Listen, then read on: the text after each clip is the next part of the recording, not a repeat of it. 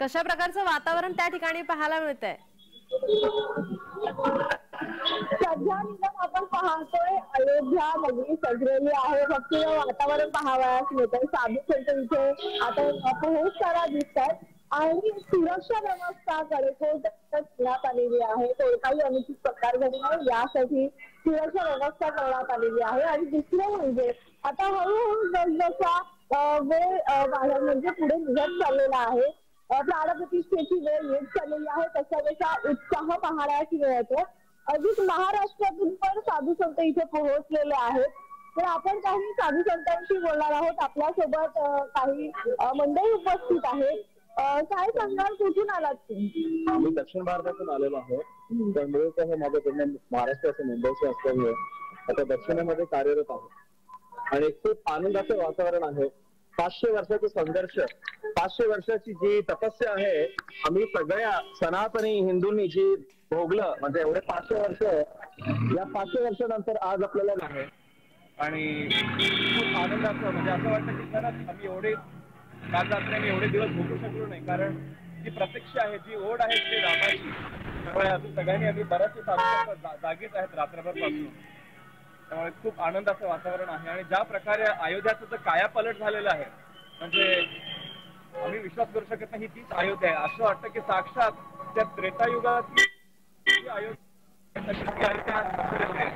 आणि रामाचा तो वनवास असलेला आहे.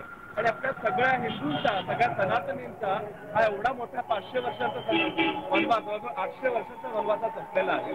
त्यामुळे माझ्या सगळ्या सनातनी हिंदूंना, सगळ्या भारतीयांना, आपल्या सगळ्या मराठी माणसांना सगळ्यांना मी निवेदन करेन, आपण मोठ्या संख्येमध्ये याल किंवा जर आपण येऊ शकला नसाल तरी आपण आपल्या घरामध्ये आज 5 दिवे लावा आणि 108 दिवसांपर्यंत श्रीराम जय रामाचा जयघोष मंत्र, महामंत्र हा करत राहा. आपल्या महाराष्ट्राचे छत्रपतींचे गुरु समर्थ रामदास स्वामींनी हा श्रीराम जय राम हा त्रयोदशी मंत्र, जो मोक्षदायी मंत्र आहे, तो त्यांनी दिलेला आहे. आणि छत्रपतींचे गुरु म्हणजेच आपले समर्थ रामदास स्वामी, त्यांचे शिष्य विष्णुदास यांनी 300 वर्षापर्यंत आणि त्यांचे शिष्य ते लढाई केली त्यांनी. म्हणजे आपल्याला राम जन्मभूमी ही काही आपल्याला भिकेमध्ये मिळाली नाहीये. या युद्धामध्ये, म्हणजे या युद्ध केल्यामुळे, बलामुळे, क्रांतीमुळे आपल्याला मिळाली आहे. त्यामुळे भारतातले जेवढे पण सगळे युवा आहेत, माझे सगळे सनातनी आहेत, त्या सगळ्यांना माझं एकच निवेदन आहे की आपण बलाची उपासना करा, शक्तीची उपासना करा, तरच आपल्याला राम प्राप्त होते. जय श्रीराम, जय श्रीराम. आप यहाँ महाराज प्लीज, जय श्रीराम. आपको ये नहीं, आप चेक करेंगे. जी नक्कीच. आपण प्रज्ञा जर पाहिलं तर या ठिकाणी पोलिसांचा चोख बंदोबस्त आहे. पोलीस या ठिकाणी कोणाला उभं राहू देत नाहीयेत. खरं तर मोठ्या संख्येने या ठिकाणी कडेकोट असा बंदोबस्त पोलिसांचा आपण पाहतोय. एक वेगळ्याच भावना सगळ्यांच्या मनामध्ये या ठिकाणी आहे. खरं तर हा ऐतिहासिक क्षण आहे ज्याचे आपण साक्षीदार आहोत आणि एक वेगळाच आनंद आज अयोध्येतच काही तर संपूर्ण देशात हा आनंद, हा उत्साह आपण पाहतोय. आज सकाळपासूनच आपले प्रतिनिधी हा संपूर्ण कव्हरेज, अयोध्येमधला कव्हरेज असो, मुंबईतला असो, संपूर्ण माहिती जय महाराष्ट्राच्या प्रेक्षकांपर्यंत पोहोचवण्याचा आम्ही प्रयत्न करतोय.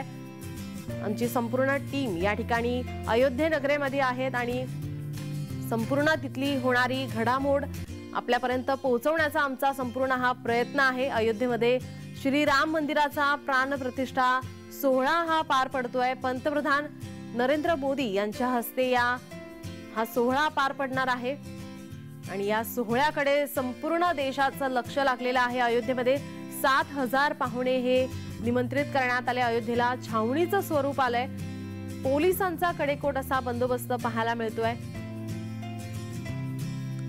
संपूर्ण अयोध्या नगरी ही सजलेली पाहायला मिळते. फुलांची अशी आकर्षक सजावट या ठिकाणी आपण केलेली पाहायला मिळते.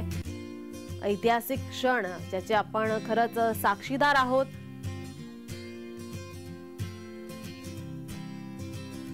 या कार्यक्रमालाच मंगळवारपासूनच सुरुवात झाली आहे.